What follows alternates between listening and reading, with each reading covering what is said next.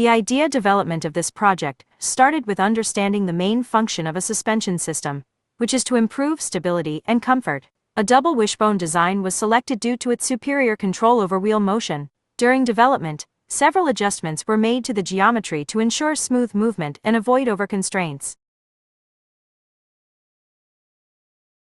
This project represents a double wishbone suspension system designed using SolidWorks. The system consists of upper and lower control arms, a coilover shock absorber, a steering mechanism, and a hub assembly connected to the wheel. It allows vertical movement of the wheel to absorb shocks and maintain stability, while the steering system controls the direction. The main objective of this design is to achieve smooth and realistic motion behavior.